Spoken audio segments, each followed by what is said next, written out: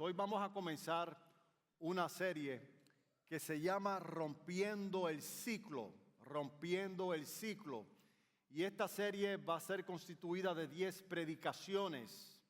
Y el tema que me tocó hoy vamos a hablar sobre quebrantando la ley de Dios. Es el primer sermón sobre esa serie Rompiendo el Ciclo. Quebrantando la ley de Dios.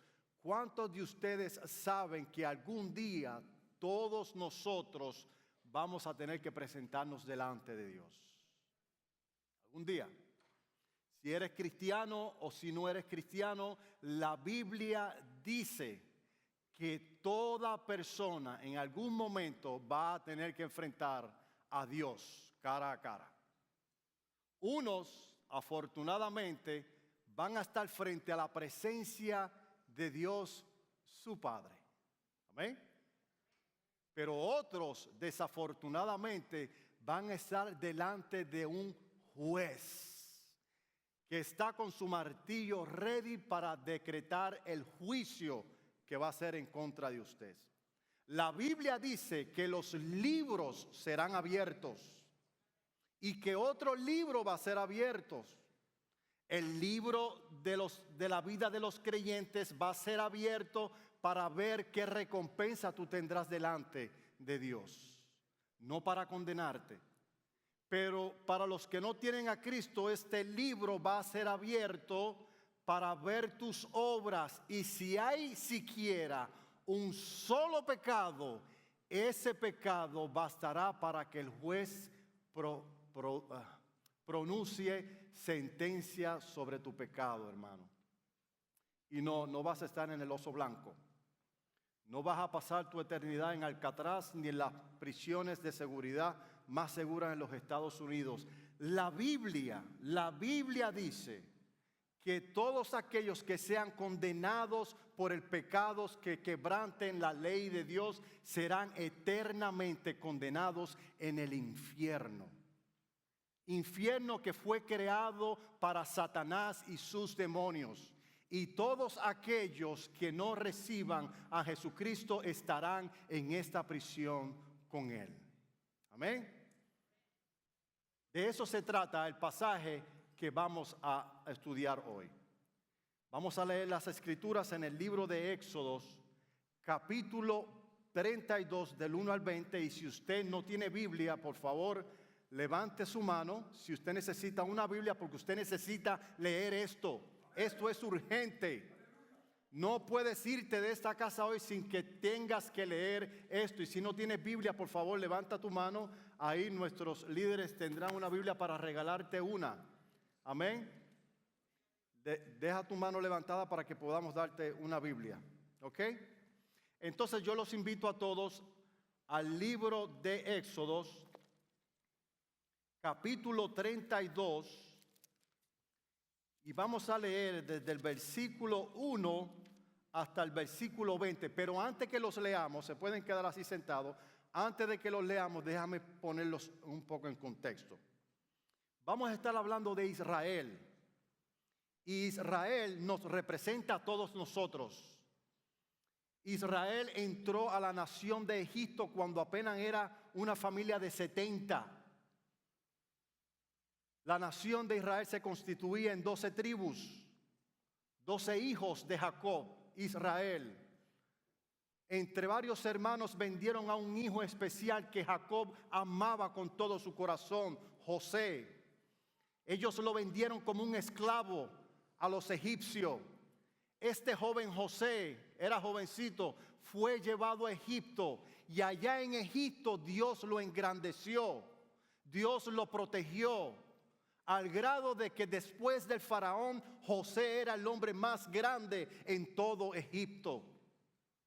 Israel tenía una gran necesidad y hambre allá en Canaán y se vio la necesidad de mudarse.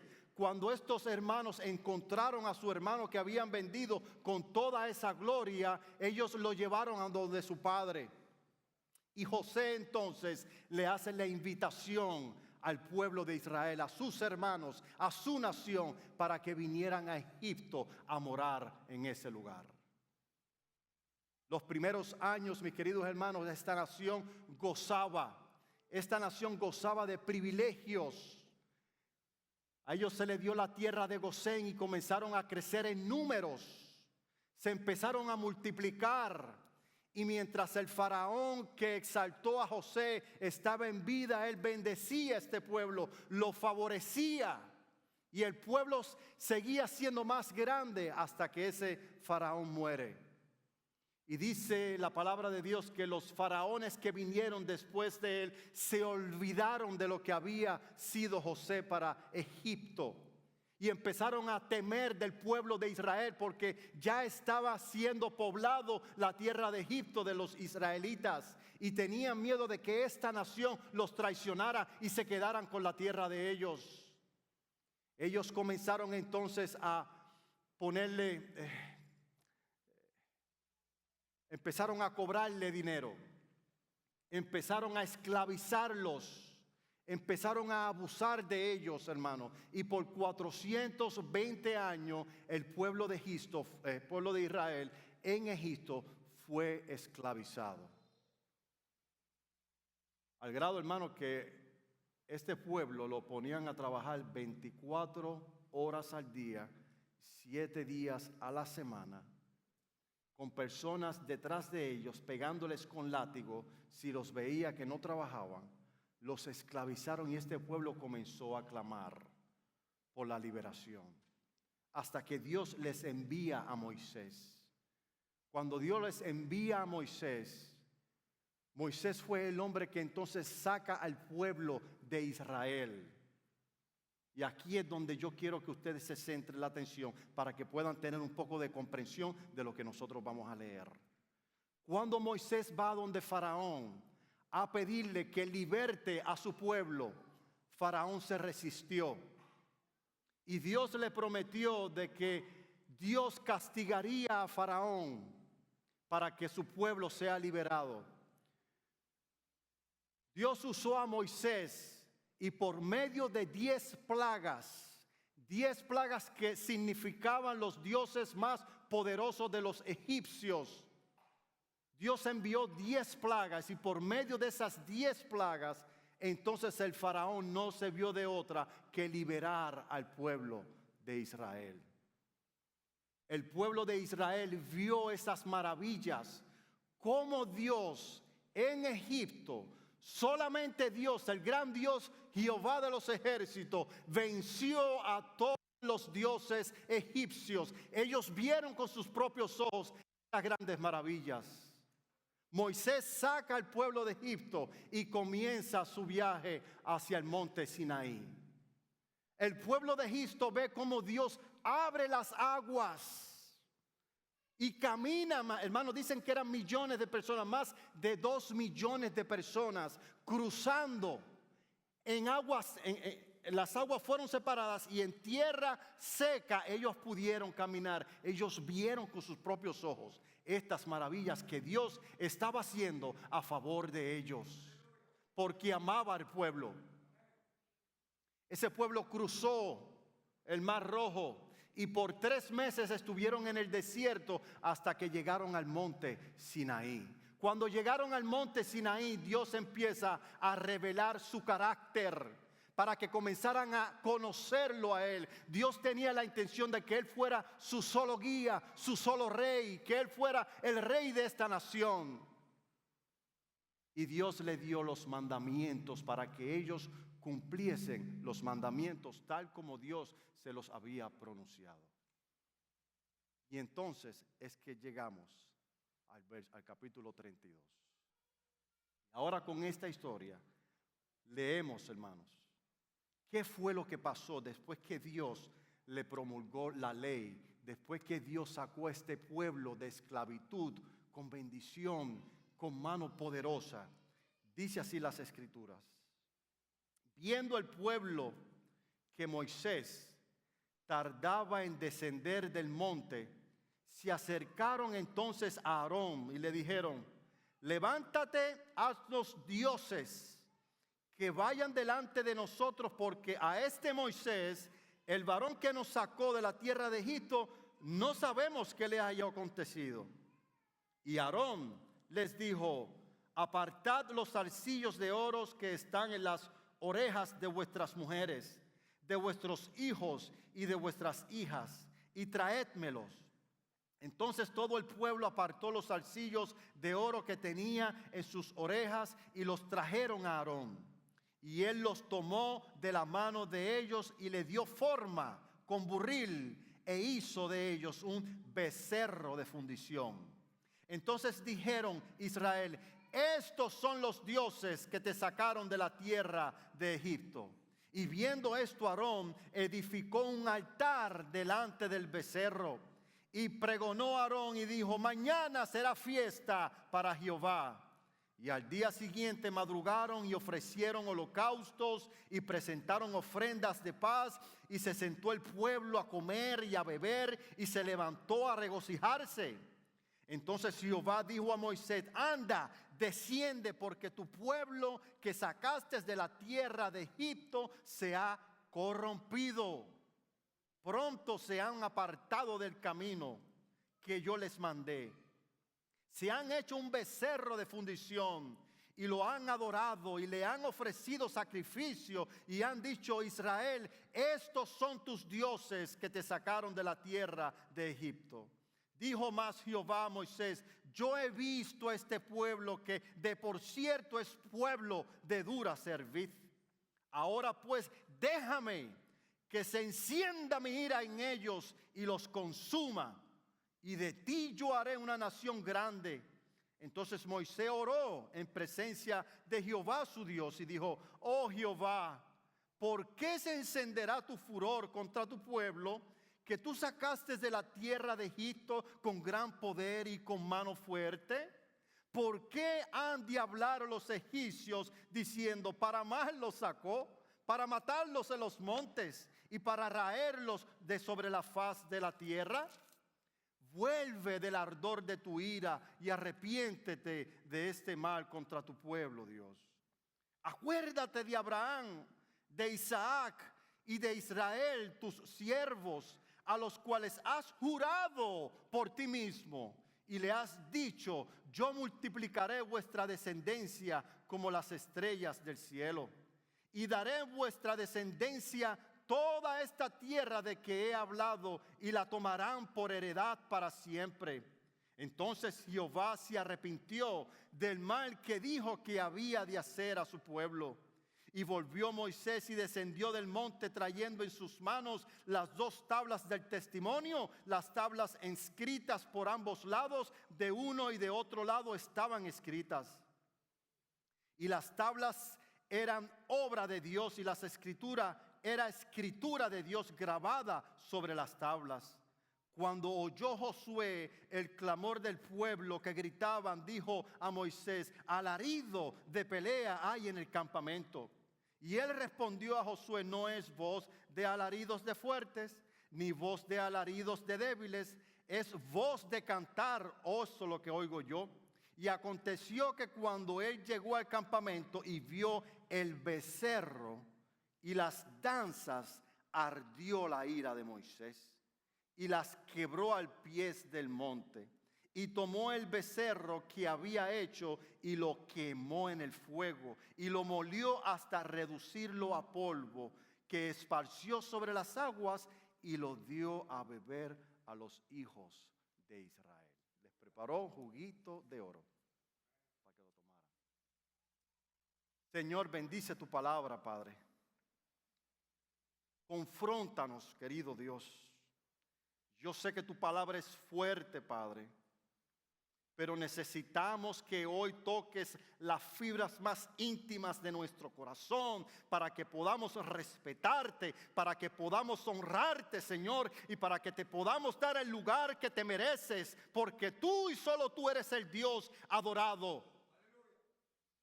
Ayúdanos, Señor Padre, y quebranta el yugo de aquellos que todavía siguen esclavizados al pecado, Dios. Bendita sea tu santa palabra, Padre, en el nombre poderoso de Jesús. Amén. La primera pregunta que quiero que respondan, para ver en este primer punto la impaciencia del pueblo de Israel, es cuánto tiempo estuvo Moisés en la montaña para que esta gente se desesperara.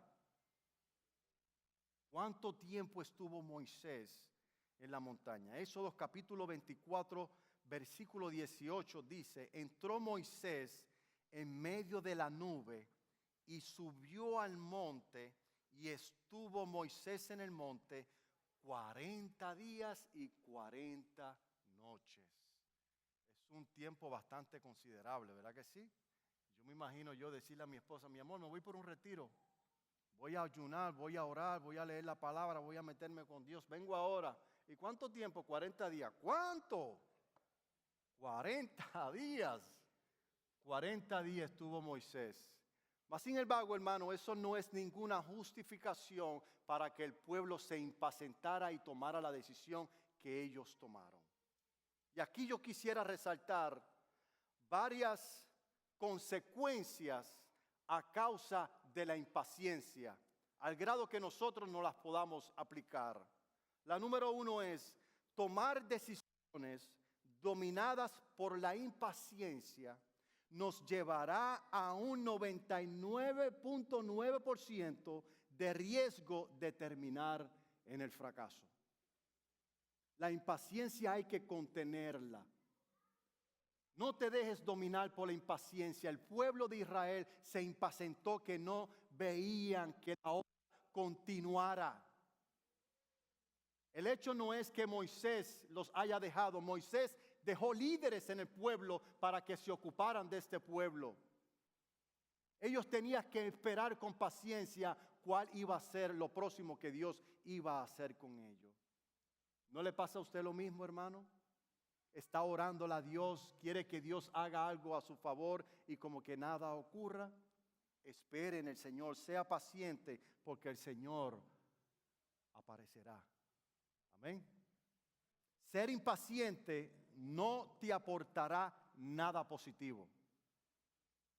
Lo único que conseguirás si eres impaciente es experimentar una sensación de frustración y de impotencia al ver que no puedes hacer nada para mejorar el curso de los acontecimientos en tu vida.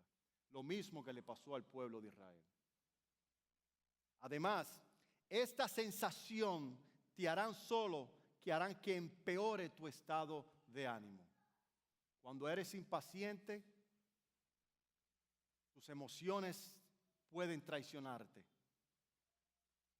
Al grado que cuando vas a tomar decisiones basadas en tu impaciencia, mis queridos hermanos, las cosas no te van a ir bien. Estaba compartiendo con el grupo de adoración en la clase de los martes, porque estamos hablando sobre el fruto del Espíritu, y uno de esos frutos del Espíritu es la paciencia. Y para que la paciencia, hermano, sea más grande en nosotros, necesita un elemento negativo que lo haga crecer. Y por 5 años yo viví en un apartamento, porque yo trabajo para una empresa que ellos me dan descuento y yo vivía en ese apartamento. Por 5 años yo no iba en tráfico. Por 5 años yo me levantaba y en 1 minuto ya estaba en la oficina, hacía clock in y ahí estaba trabajando mis 8 horas. Llegaba a las 8 horas, hacía clock out, subía el elevador y ya estaba en mi casa. Pero ahora que tengo casa, cuando yo salgo de mi trabajo a mi casa, hermano, me tengo que coger un tremendo tráfico que no, les voy a ser sincero, hermano, me empecé a desesperar un poco. Y mis hijas se empezaron a dar cuenta. Y ellas me miraban así, yo queriendo escapar aquí, mirándome para acá y tratando de avanzar hasta que el Espíritu Santo tocó mi corazón y dijo, hold it. Tranquilízate, porque tu impaciencia no te va a llevar a ningún lado. O vas a chocar el carro de alguien, o tu testimonio se va a empañar tratando de discutir con aquellos que te pasan por al frente, con aquellos que no te dejan pasar. Disfruta tu camino y acostúmbrate a la situación en la que estás enfrentando ahora mismo. Y en medio de ese tráfico, en medio de ese proceso, canta mi alabanza. Escucha una predicación. Aprovecha el tiempo para que puedas ser edificado con mi palabra. Amén, hermano. La impaciencia nos impide disfrutar de lo que sucede ahora en nuestra vida. Amén. No todo en la vida nos tiene que ir bien, hermano. Aún en las cosas que nosotros vemos negativas, podemos ver la bondad y la mano de Dios sobre nosotros. Porque así es Dios, va transformando nuestro corazón. Estas cosas son necesarias que ocurren en nuestra vida. A veces vienen enfermedades, a veces viene pobreza, a veces vienen cosas que nosotros no deseamos. Esos son los momentos que nosotros tenemos que aprovechar. Eso es una oportunidad para hacer crecer el fruto del Espíritu Santo en nosotros. Israel tenía esa gran oportunidad. Israel había visto la mano poderosa de Dios. Ellos tenían que esperar porque ellos tenían que estar seguros que ese Dios que los sacó de Egipto, ese Dios que fue capaz de abrir el mar rojo, seguiría con ellos hasta llevarlos a la tierra prometida. De la misma forma, mis queridos hermanos, no importa en las cosas que nosotros estemos atravesando, sean buenas o sean malas, Cristo Jesús nos ha prometido estar con nosotros por siempre. Y ha prometido que se regresará por segunda ocasión a llevarnos con Él a la eternidad. Esperemos con paciencia, hermano, no seamos impacientes. La impaciencia también, hermano, nos nubla la visión.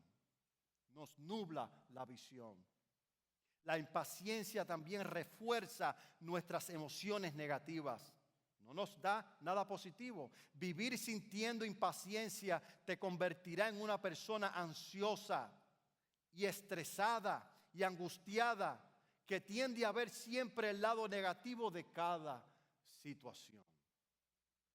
Qué malo es la impaciencia. Amén. Y hermano, y es algo algo de lo que todos los seres humanos sufren. Todos somos impacientes. Aprovechemos las oportunidades que la vida y que Dios nos da, hermano. Yo sé que no es fácil, no es una tarea fácil, pero no es imposible. Y Dios lo ha puesto ahí para que nosotros crezcamos y nos aparezcamos a la imagen de su Hijo Jesucristo. Ese es el propósito de todo esto. Ese es el propósito, parecernos a su Hijo Jesucristo nuestro Señor. El pueblo de Israel tuvo una gran oportunidad de hacer crecer la paciencia. Como dice el libro de Santiago, capítulo 5, versículo 8. Tened paciencia, pueblo de Dios. Tened paciencia también vosotros, así como Israel tenía que tenerla. Afirmad vuestros corazones, porque la venida del Señor se acerca. Cristo viene. Cristo viene. Cristo viene. Y por 2020, 2025 nos han estado diciendo que Cristo viene y todavía no llega, pero Él viene. Él viene, de que viene, viene. Y yo necesito ser paciente para con ese evento, porque es prerrogativa de Dios el Padre el día y la hora del regreso de nuestro Señor Jesucristo. Dios no se ha equivocado. Dios no ha perdido el control. Él sabe el día y la hora con exactitud, que le dará la orden al Hijo de Dios para que venga con millares de ángeles a venir a traer juicio y a llevarse a su iglesia. Mientras tanto, tengamos paciencia y hagamos lo que nos compete a nosotros como creyentes. Parecernos a Cristo Jesús. Amén. Gloria a Dios. A causa de la impaciencia del pueblo de Israel, esto los llevó a caer en el pecado de idolatría. Y el pecado de idolatría, hermano, es un pecado que Dios aborrece con toda su alma. No hay pecado más grande para Dios. Los pecados son iguales para Dios, pero hay pecados que verdaderamente le repugnan a Dios. Y uno de ellos es la idolatría. ¿Y qué es la idolatría? La idolatría es todo aquello que ocupe tu corazón que sea más importante que Dios. Todo aquello que absorba tu tiempo, tus fuerzas, que tú sientas que si eso no está, tú no puedes vivir, eso es idolatría. Y el pueblo de Israel cayó en idolatría, necesitaba ver, tenía la sensación de adorar, sentirse que estaban vivos. Si leemos el capítulo antes, vemos que Dios ya les había advertido sobre la idolatría. Que Dios haya comenzado advirtiendo sobre este pecado es porque para Dios este pecado es muy serio. No era que en el capítulo 32 ellos no tenían mandamiento, ya lo tenían. Ya Dios les había advertido sobre la idolatría en Éxodo capítulo 20, versículos 3 al 5. Esto ya Dios se lo había dicho antes de que Moisés se fuera a la montaña los 40 días. Y dice las Escrituras, no tendrás dioses ajenos delante de mí. No te harás imagen, ni becerro, ni ninguna semejanza de lo que está arriba en el cielo, ni abajo en la tierra, ni en las aguas debajo de la tierra. No te inclinarás a ella, ni las honrarás, porque yo soy Jehová, tu Dios fuerte, celoso, que visito la maldad de los padres sobre los hijos hasta la tercera y cuarta generación de los que me aborrecen. Ya Dios les había advertido sobre la idolatría. Y hoy Dios nos advierte a todos nosotros, hermanos, que tengamos cuidado con la idolatría. ¿Qué significa este becerro? ¿Por qué? ¿Por qué salió este becerro? Porque cuando nosotros leemos esto aquí, como que las cosas ocurrieron muy rápido. El pueblo fue y se quejó donde Aarón, y Aarón, sí, ahora mismo te voy a hacer el becerrito. No, hermano, eso no fue así. Aquí hubo una batalla, aquí hubo una presión. Empezaron a presionar a Aarón, al grado que Aarón sintió miedo. Y se sintió presionado por el pueblo, y esto lo llevó a hacer este tipo de Dios. ¿Por qué el becerro? El becerro, hermano, en el pueblo de Egipto significa la totalidad de todos los dioses. Y el becerro representaba a los dioses de Egipto. El Dios protector de la creación. Todos los dioses estaban puestos. Por eso es que el versículo dice, aquí están sus dioses, en plural. Aquí están sus dioses. Y ellos se supone que no hicieran eso, hermano. Otra cosa que tenemos que destacar aquí en este pasaje que estamos lidiando es el liderazgo débil de Aarón. El liderazgo débil de Aarón que los lleva al sincretismo. Los llevó a ser sincretistas. ¿Y qué es sincretismo? El sincretismo es el proceso mediante el cual se concilian o amalgaman diferentes expresiones culturales o religiosas para conformar una sola nueva tradición. ¿Qué es lo que hizo Aarón? Trató de fusionar los dioses paganos de Egipto, haciendo un altar para que lo adoraran y después decir, mañana será culto a Jehová. Wow, terrible, hermano, terrible.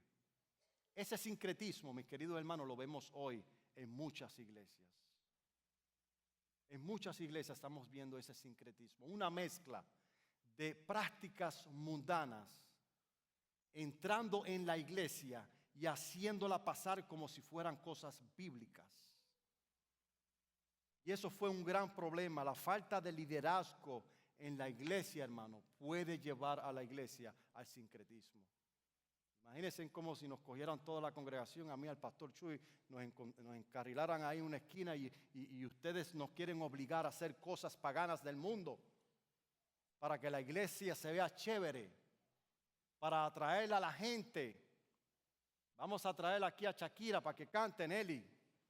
No sé, dale una canción que aunque sea menciona a Dios, pero cuando vean a Shakira la iglesia se va a llenar y vamos a tener más plata en el bolsillo. Eso es sincretismo en la iglesia. El evangelio de la prosperidad, de eso se trata. Y ese sincretismo tenemos que sacarlo de las iglesias, porque las iglesias, el pueblo de Dios fue diseñado para alimentar y cuidar a las ovejas. Acuérdense que dentro del pueblo de Israel, muchos de ellos eran egipcios. No todos eran israelitas puros. Había muchos egipcios que estaban todavía tratando de meter ese paganismo en el pueblo. Pues entre nosotros también hay mucho cabrito que quieren que se les trate con un evangelio fácil, con un evangelio, vente que te voy a hacer masaje para que te sientas bien chévere. Tranquilo, sigue con tus pecados, que no te va a pasar nada. Tú solamente ven a la iglesia, deja tu buen dinero y sigue para adelante, que todo está bien. Mentiras del diablo. Mentiras del diablo, sincretismo religioso. Y eso hay que sacarlo, mis queridos hermanos. En estos tiempos modernos, hermanos, el evangelio de la prosperidad, eso es lo que representa. Los griegos tenían un falso dios llamado Mamón. Y ese Mamón grecorromano es el dios de la riqueza. El dios de la riqueza. Por eso es que se centran siempre en la prosperidad y en la prosperidad y en la prosperidad. ¿Qué dice la palabra de Dios referente a este ídolo? Que es un ídolo que está metido en la iglesia. Y es un ídolo no solamente en la iglesia, pero también afuera. Jesucristo dijo en su palabra, Mateo capítulo 6, versículo 24, ninguno puede servir a dos señores, porque o aborrecerá al uno y amará al otro, o estimará al uno y menospreciarás al otro. No podéis servir a Dios y a las riquezas.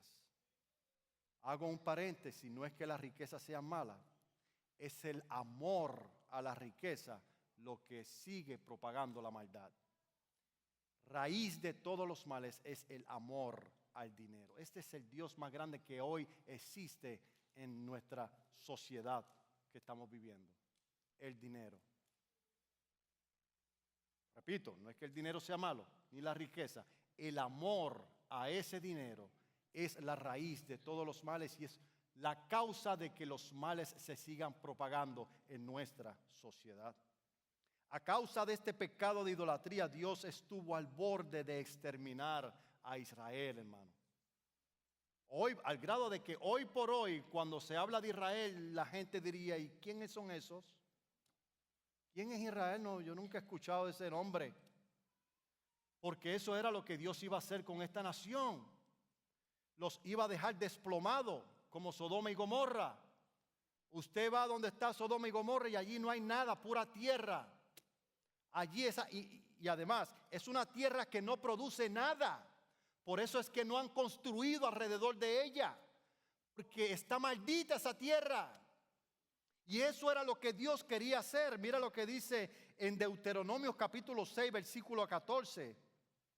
Hablando de este mismo pasaje, Moisés le está recordando a las generaciones que vinieron después de este evento. Y les dijo, déjenme que los destruya y borre su nombre de debajo del cielo.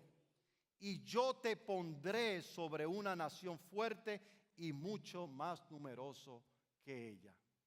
Wow, hermano, qué peligroso es la idolatría. Eso era lo que iba a hacer Dios. Moisés, no te preocupes, yo ahora mismo, mira, hago así y se convierte todos en ceniza y yo te pongo con otra nación. Porque el protagonista de la Biblia no es Israel, es Jesucristo el Señor. Lo que pasa es que Dios había prometido que por medio de esta nación iba a venir el Mesías. Y ahí es donde Moisés dice, Señor, pero ¿cómo vas a hacer esto? No lo puedes hacer. Recuérdate de las promesas que hiciste. Y eso fue, hermano, lo que evitó que el pueblo de Israel fuera destruido sobre la faz de la tierra. La intercesión de Moisés. La intercesión, y esto me lleva a mí mi segundo punto, la intercesión, perdón, a mi tercer punto y último punto. La intercesión salva al pueblo de la condenación. Vamos a leer el versículo 11 al 14 del mismo pasaje que estamos tratando. Dice así la palabra de Dios. Entonces Moisés oró en presencia de Jehová su Dios y dijo, oh Jehová, ¿Por qué se encenderá tu furor contra tu pueblo que tú sacaste de la tierra de Egipto con gran poder y con gran mano fuerte? ¿Por qué han de hablar los egipcios? Mira que los egipcios van a hacer mofa de ellos. ¿Para qué los sacó de Egipto? Para matarlos en el camino. Vuélvete del ardor de tu ira y arrepiéntete de este mal contra tu pueblo. Acuérdate de Abraham, de Isaac y de Israel, tu siervo, a los cuales has jurado por ti mismo. Y les has dicho, yo multiplicaré vuestra descendencia como las estrellas del cielo. Y daré a vuestra descendencia toda esta tierra de que he hablado y la tomarán por heredad para siempre. Entonces Jehová se arrepintió del mal que había de hacer contra su pueblo. Hoy una historia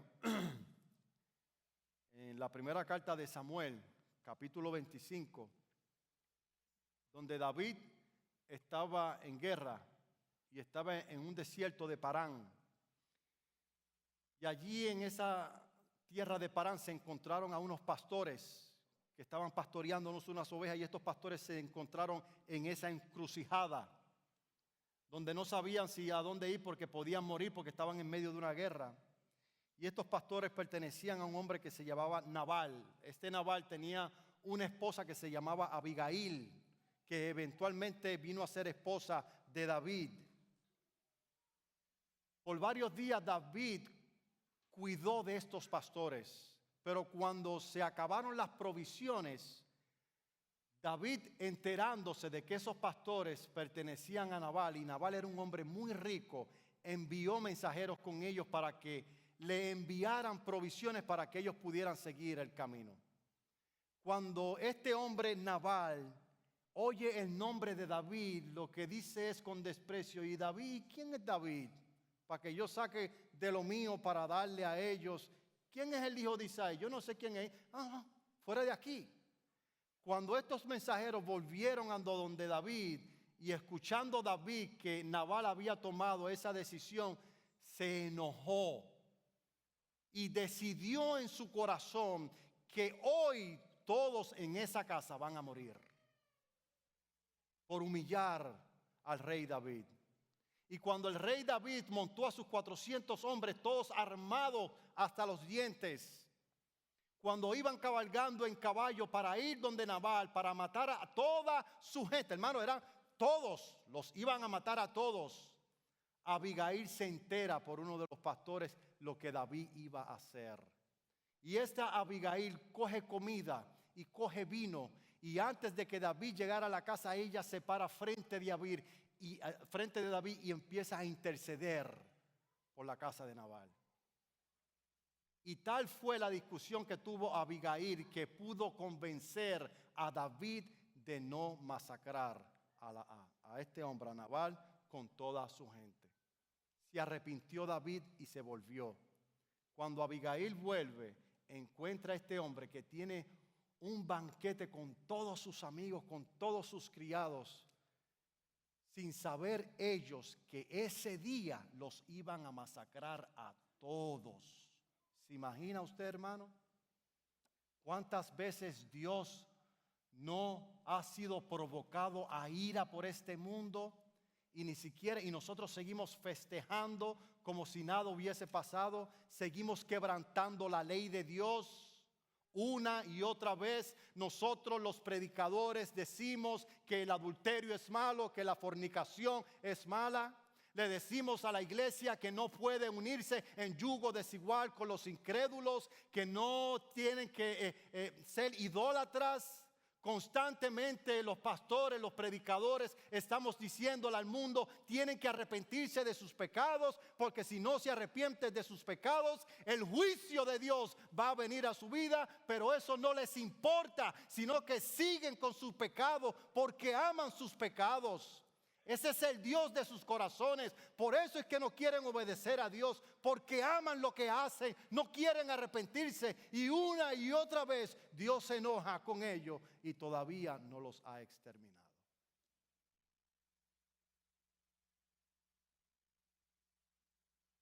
Moisés le recordó a Dios de su pacto para con Abraham, Isaac y Jacob. No por el hecho de que Dios se le había olvidado, sino que esta escena de la intercesión de Moisés era también un recordatorio de lo que pasará con las futuras generaciones que viven quebrantando la ley de Dios. Dios no dejará pasar por inocente al que quebrante sus mandamientos. ¿Escuchó bien? Dios no va a dejar que tú pases por inocente si no te arrepientes de tus pecados.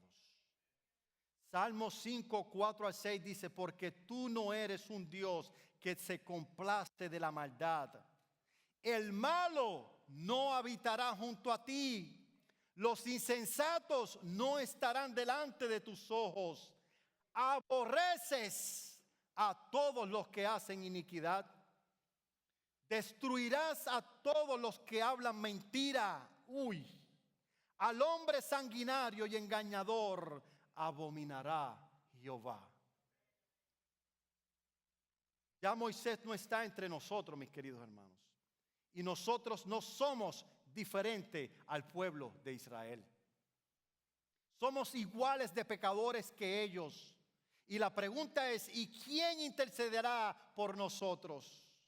Para que Dios no nos condene en el infierno.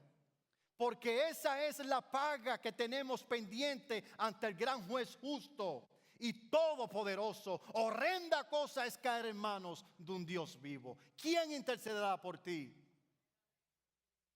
Romanos capítulo 8, versículo 34, y con esto termino. ¿Quién es el que condenará? Cristo es el que murió, mas aún el que también resucitó, el que además está a la diestra de Dios, el que también intercede por todos nosotros. ¿Ven? Cristo nos ha librado de la ira del Dios justo. Eso se llama expiación. Cristo expió nuestros pecados, calmó la ira de Dios para que Dios no nos condenara.